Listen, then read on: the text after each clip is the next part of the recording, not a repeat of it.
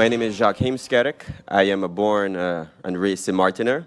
I offer community and social workshops to youth organizations and youth groups. In my expertise as a youth worker and also community social worker and capoeira practitioner, I utilize sports and activities and arts in combating or preventing youth violence and increasing the youth self-esteem and social skills. The current situation, youth violence is not just a criminal issue, but it's a social issue. Many young people, especially in underserved communities, face a lack of positive role models, limited access to structured activities, and few opportunities to develop their life skills. Without intervention, they are at risk of falling into cycles of violence, crime, and economic hardship. The perceivable lack of judicial consequences and recreational facilities in St. Martin has significant implications for our citizens' behavior and their societal norms. When legal systems fail to consistently enforce laws or hold individuals accountable, it can lead to several unfavorable outcomes, such as erosion of trust in institutions and processes, meaning that persons, individual citizens, will lose trust in the institutions such as SXM or even the legal system as well, or the educational system. Therefore, they won't be inclined to submit reports or even to give notices to those individuals or organizations. We normalize criminal behavior. The absence of consistent legal repercussions can inadvertently signal that unlawful actions carry minimal risk, potentially leading to an increase in criminal activities and nurturing morals and behaviors consistent with wrong and strong. Implementing measures to hold public officials accountable and the public in general can assist with restoring public trust and show that all can be held accountable. The impact on youth and vulnerable populations. Inconsistent judicial enforcement particularly affects young individuals. A 2015 investigation revealed that a lack of legal and policy framework for addressing behavioral issues contributes to the inadequate treatment and aftercare for affected youth, exacerbating societal problems. The rise of youth violence. Since 2017, St. Martin has faced rising youth violence linked to social economic struggles. Several reports highlight increased school violence, gun-related crimes, and child neglect, worsened by economic hardships and limited opportunities for our youth and society. Youth crime is fueled by poverty, unemployment, and a lack of social support, with many young people experiencing violence at home or in schools, as we've seen. While the government has taken steps like increasing police powers and organizing community marches, systemic issues do persist. Economic inequality remains a major factor, making it difficult to break the cycle of violence. In addition, the island lacks recreational and social spaces for its citizens. The creation of recreational and social spaces is in line with modern prevention methods. By offering youths and the community direct access to foundational support through activities and programs that do provide various tools and skills that our youths need to cope with daily situations. As stated in the previous roundtable discussion with the Mental Health Foundation and Turning Point, as well as an article in the newspaper from a representative from the Seventh-day Adventist Church, we need more recreational locations, more social spaces for our citizens. At the same time, the tourism investments have outpaced youth-focused developments. Since 2017, major attractions like the zip lines have been built to boost tourism sector. The pop-up lottery booths and casinos also plague our residential communities. While only a few projects, such as the reconstruction of the public library through the Trust Fund, NRPB, and an upgrading of few sports facilities in the 8 years have yet to directly benefit our young people. This imbalance highlights the need for more youth-oriented spaces and initiatives. The focus on large-scale commercial developments has raised concerns about the allocation of resources and attention away from initiatives directly benefiting youths. While these projects may contribute to the economic growth, the direct impact on youth development, such as investments in education, recreational facilities, and community programs, appears limited. Addressing these issues require targeted interventions, better mental health support, youth engagement programs, creative investor strategies, and economic opportunities to provide St. Martin's youth with a safer and more stable future. Now, the potential solution. Imagine a community where young people feel safe, supported, and empowered to reach their full potential, where violence is replaced by mentorship, discipline, and opportunities. To do this, we're looking at establishing a community-based after-school initiative that provides young people with structured, engaging activities that promote self-discipline, emotional intelligence, and social development, where we combine sports and martial arts to teach discipline, teamwork, and stress management, arts and the performing arts to encourage creative expression and boosting self-confidence, social emotional skills training to strengthen conflict resolution and mental wellness, financial literacy and economic empowerment to equip the youth with the tools to break the cycle of poverty, as well as professional support such as social workers, psychologists, and mentors to provide guidance and intervention for at-risk youths. The community school approach is the best model for addressing multi-problematic social issues. Schools are more than just learning institutions. They can serve as hubs for social development, family support, and youth empowerment. By integrating education, mental health services, mentorship, and economic empowerment under one roof, we create a holistic solution to violence, poverty, and social inequality. This will require a lot, such as multi-sector collaboration from schools, government agencies, community organizations, and the private sector. Extended school use. Schools have to remain open longer than 3 p.m. Family and community involvement. We can't do this alone. We need everyone on board, the entire community, including businesses. We need trained youth leaders and teachers. These are the persons who will be involved directly with our youths. We're looking at diverse knowledge and certifications in art, aggression rehabilitation training, rock and water, which is a psychosocial training, aggression de-escalation skills, and activity management, as well as knowledge of the developmental psychology phases of a child. So basically, child development phases. All of this in total will assist with combating youth violence through sustainable and positive impact approaches. To do this, or the organizations to get this done, some of them are sitting here right next to me.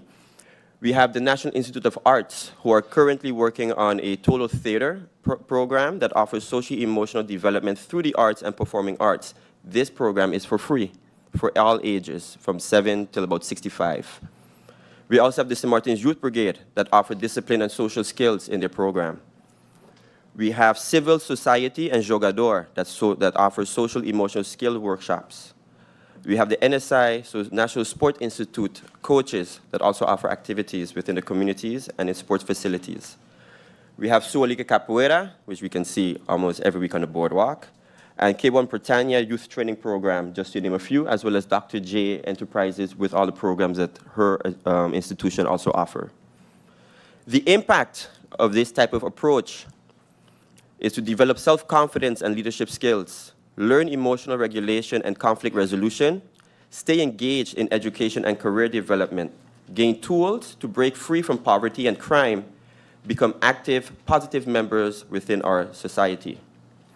We, as youth organizations, have the framework, the partnerships, and the passion to make this a success, but we need funding and support to expand our reach and impact. The community school model has been proven to tackle complex social challenges effectively and sustainably. Examples can be found in the Netherlands and as close by as Jamaica.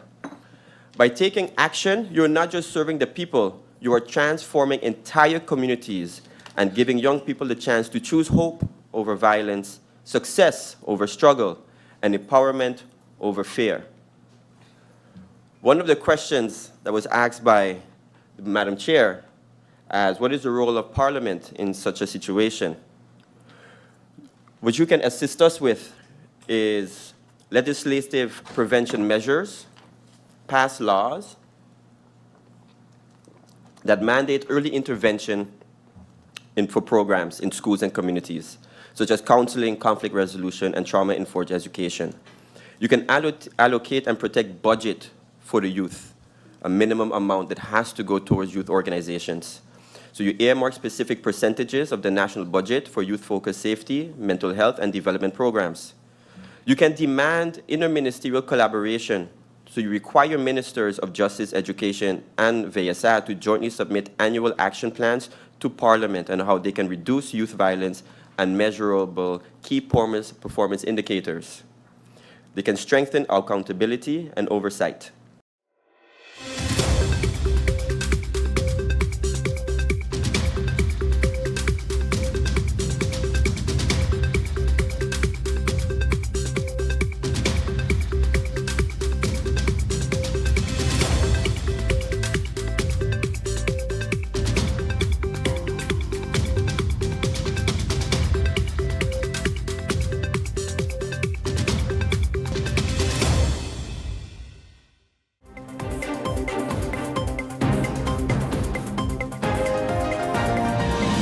This seen as in certain circumstances where a student is too old, they would then be promoted automatically based on age.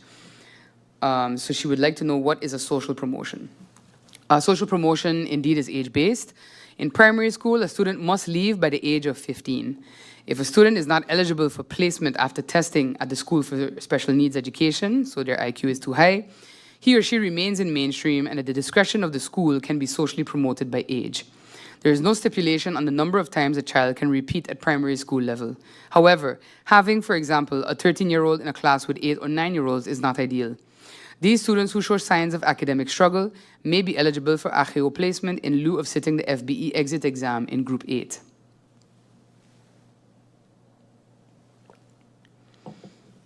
Without the publication of the budget 2025, how will the ministry execute the payments of the subsidies? Without an approved budget for the running year, government spending is restricted according to Article 100 of the Constitution, permitting only essential financial operations, which includes the funding of education. Without an approved budget for the current year, the parameters of the approved budget of the previous year, so the 2024 amended budget, are applicable, of which there is sufficient budget available to accommodate the monthly disbursements. The next question from the MP.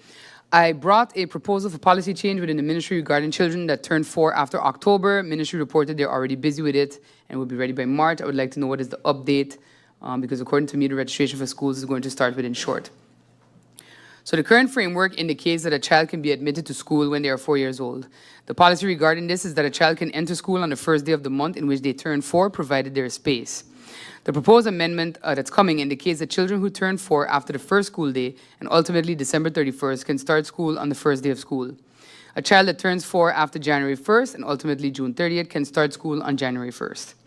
Following the 2025 budget debate and seeing that the amendment of the LOT is expected to be before Parliament in the coming weeks, the Department of Education consulted with the 4 primary school boards and Division of Inspection to determine if the minister would have their support in terms of applying the new policy per the 2025-2026 academic year, as they're currently in their registration process. The school boards are in favor of the amendment, and however, I'm still discussing with them about the actual ratification and implementation date. Has the ministry ever thought of subsidizing schools more that are excelling in terms of getting better results for our youth? So the Department of Education is currently conducting a long-term comprehensive review of the lump sum system, focusing on the following key areas: improved financial accountability, standardized reporting processes, preliminary recommendations for improvement based on the indexation and actualization of funding parameters, establishment of quality indicators, and development of an evaluation framework. With these elements in place, regular and more comprehensive reviews of the funding provided to school boards can be conducted, enabling evidence-based recommendations for improvement. At this stage, we aim to explore new methods of funding beyond the regular sustainability of institutions. This includes considering performance-driven funding and other incentive-based approaches to school financing. Moving on to questions from MP York. There was a chart of the flow of primary education to secondary. Would it be possible to get the chart of the years before that? So 2018, 2020, etc. As was stated in our previous response, all state of education reports dating back have been submitted to Parliament over the years. However, I've resubmitted the merged reports for 2015 to 2018, along with the reports for 2018, 2019, 2019, 2020, and the merged 2020, 2022 report. This provides an overview of the education sector's status during that period. Was there another reason for the decline in student count between the 2 years? So the reason for the decline in student count can't be directly ascertained at the level of Inspectorate ECYS alone. This would need additional assessments carried out via Civil Registry and the Statistics Bureau to analyze that decline further.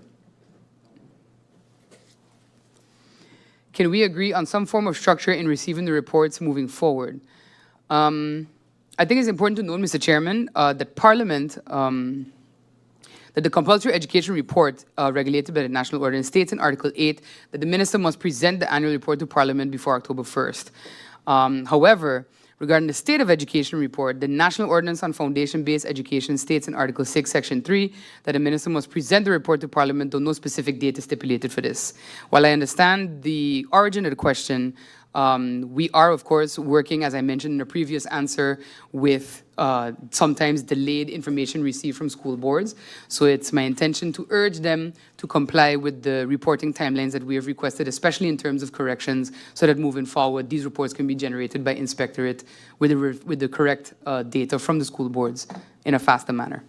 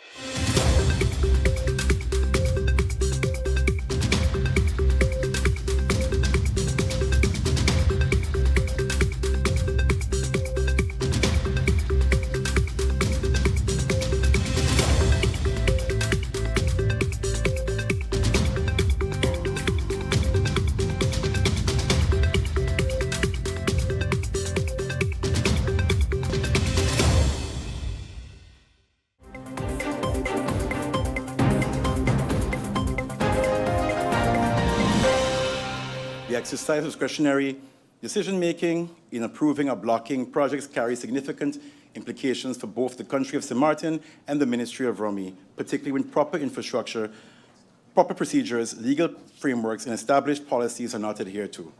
Below are some of the potential consequences. And it's quite lengthy, so excuse me. The first, legal and financial risks. Failure to adhere to established legal procedures may lead to legal challenges from affected stakeholders. If decisions are made arbitrarily or without proper justification, this could result in lawsuits against the government, potentially leading to financial liabilities in the form of court-ordered damages or compensation. The second impact, erosion of public trust and institutional credibility. When discretionary powers are used inconsistently or without transparency, public confidence in government institutions, particularly in the Ministry of Rummy, may be severely undermined. A lack of transparency and accountability can foster perception of favoritism, unfair treatment, or even corruption, which weakens governments, structures, and democratic institutions. Thirdly, uncertainty for investors and economic impact. The private sector relies on predictability and a clear regulatory framework when making investment decisions. If products are approved or denied based on discretionary decisions rather than clear, standardized policies, it creates uncertainty in the business climate.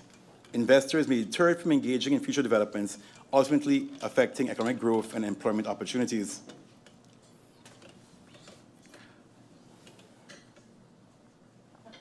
Fourthly, environmental and social consequences. Discretionary decision-making that disregards environmental impact assessments or zoning regulations may lead to unsustainable development.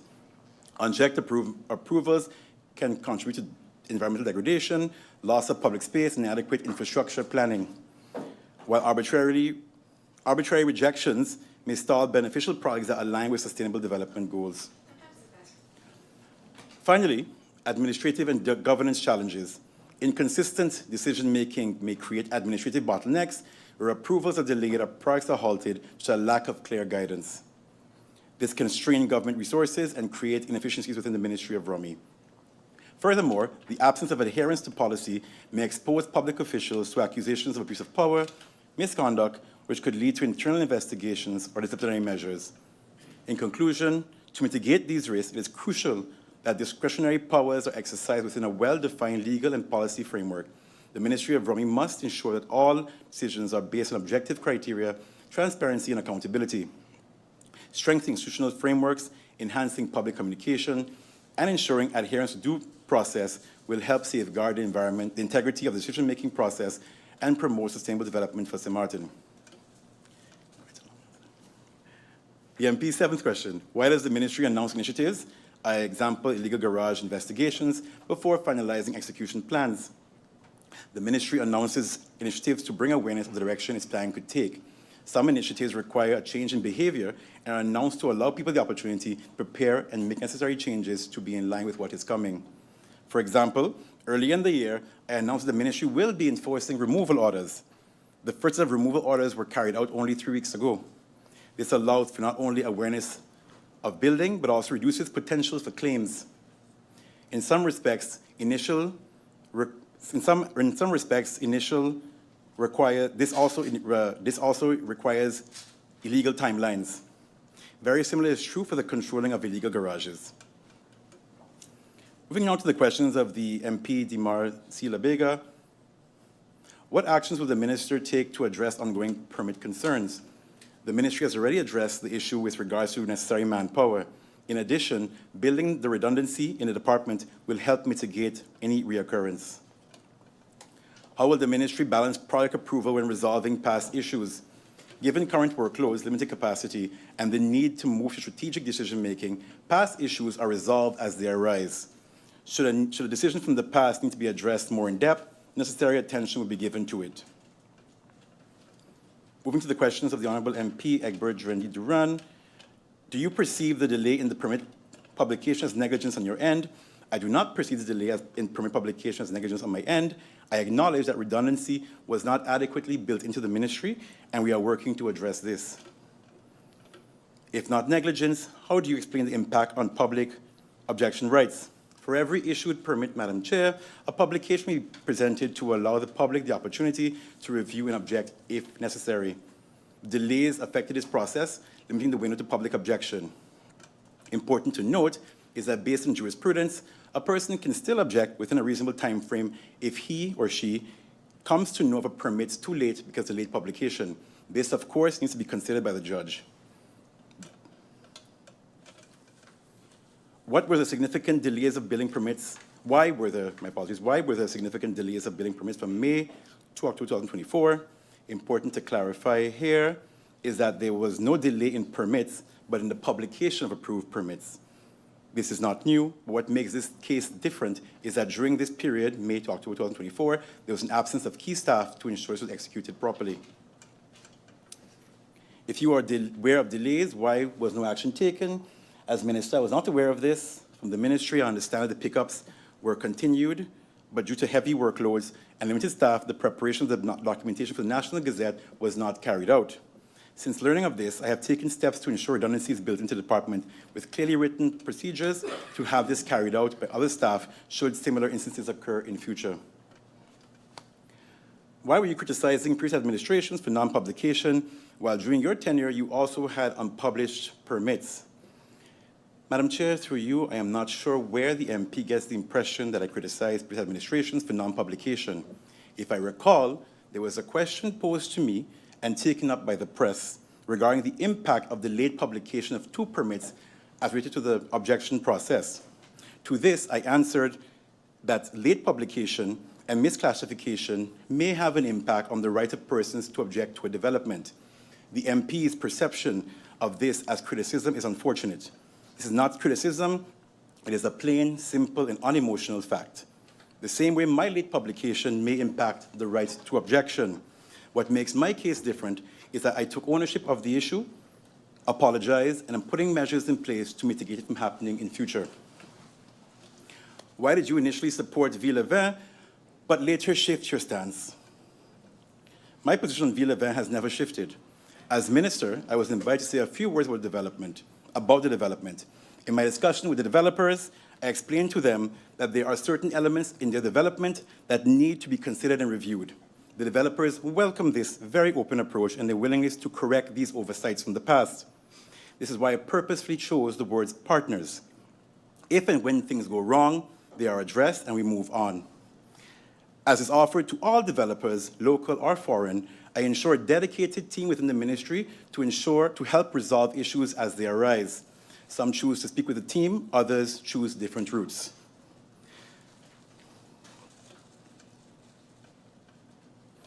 As Minister of Rummy, it is my duty to ensure a balanced approach across various portfolios. With a project of this magnitude that impacts significantly the nature and environment, it is imperative that we proceed responsibly. The developer and the ministry are collaborating closely to ensure this, and we are looking forward to executing this properly. Why didn't you mention the need for environmental impact study at the Ville-Vin event? As previously stated, the need for the environmental impact study was already communicated to the developers ahead of my speaking at the event. Their commitment to ensuring this takes place, as well as willingness to address broader matters of the project, is why the word partner was chosen. Since then, the respective teams have had several meetings and are working to align the project with the ministry's overall objective for sustainable development. If you believe Ville-Vin was issued incorrectly, why haven't you revoked it? The grounds for revoking a building permit are clear and actually very short. If the work has not commenced within 1 year from the date of when the building permit was granted, or if the work has been suspended for a year. If in carrying out the work to which the building permit relates is a deviation from the regulations laid down by pursuant of this ordinance. Having said that, Madam Chair, there's several reasons not to approve a building permit. All this has to be considered by the minister ahead of approving the permit, and thus there's very little room left to revoke any permit without litigation in most cases.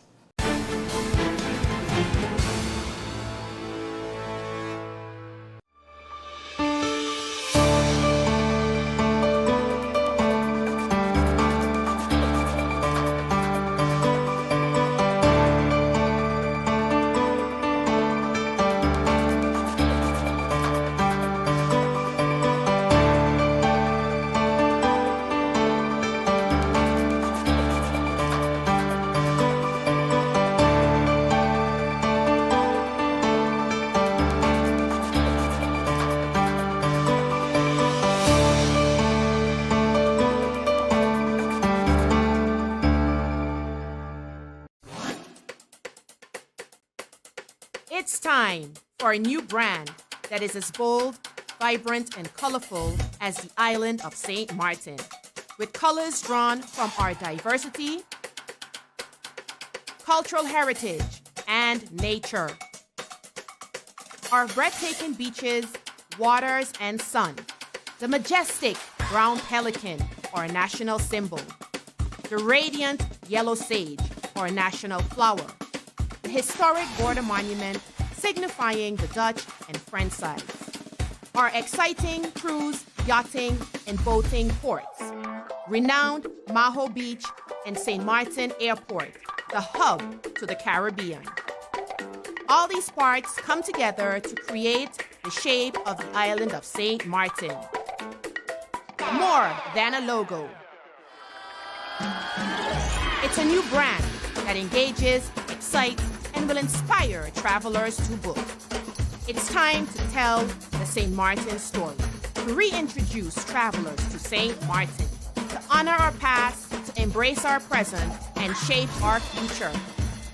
Our culture and diversity, Dutch and French sides, unrivaled cuisine, twice the nightlife, entertainment, and shopping, cruises, boating, and yachting, twice the adventure, exploration, and relaxation, splendid and scenic accommodations, Pinel, Tentamar, and island hopping in the Caribbean.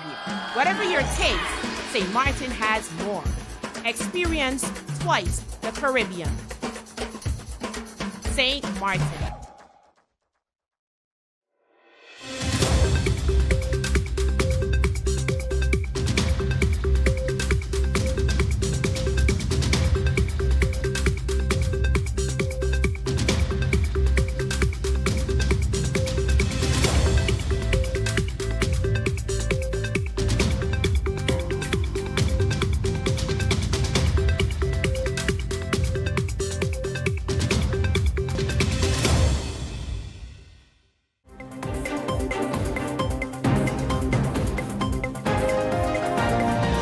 At least 113 people are dead after the roof collapsed at a popular nightclub in the capital city of Santo Domingo. A beloved singer and 2 former Major League Baseball players are among the fatalities. Close to 150 people were hurt. Crews are continuing to dig through the rubble in the search for possible survivors. Christiane Benavidez joins us live from Santo Domingo with more. Christiane. Cindy, currently there is an active and urgent search for any survivors who may be buried under the rubble. You can see some of the crews that are out here, some machinery that is lifting some of the debris so that officials can search within the debris to see who may be buried underneath there. Over here watching family members anxiously awaiting news of their loved ones. This nightclub, Jet Set, is one of the most ones here in the Dominican Republic. It is also known for its Monday night events, which usually bring a packed house. What started as a fun night of music at an iconic nightclub in Santo Domingo quickly turned into horror when the roof caved in early on Tuesday morning on top of hundreds of people. Rescuers have spent hours searching through the rubble of the one-story building, desperately trying to get to any survivors. This father, like so many others, was waiting on information about his 18-year-old daughter. Officials say dozens were killed and many more were injured.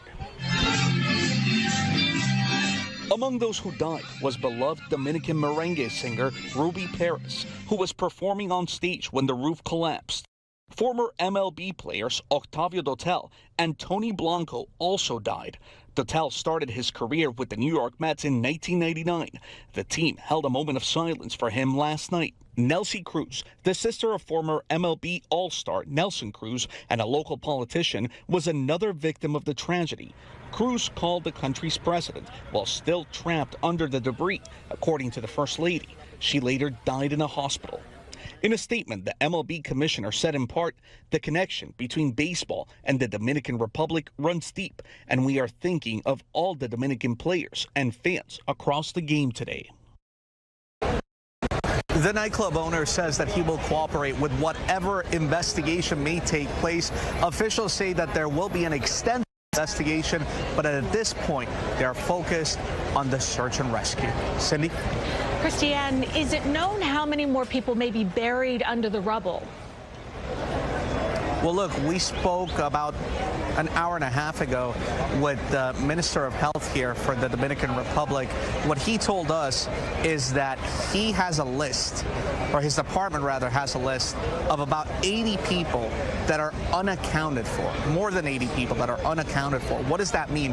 That means family members and friends have shown up here, they've written their names on a list, and they're unaccounted for. That doesn't mean that they're necessarily buried within the debris, but it does mean that family members cannot locate them at this point. That was heartbreaking. Christiane Benavides, thank you, live from Santo Domingo.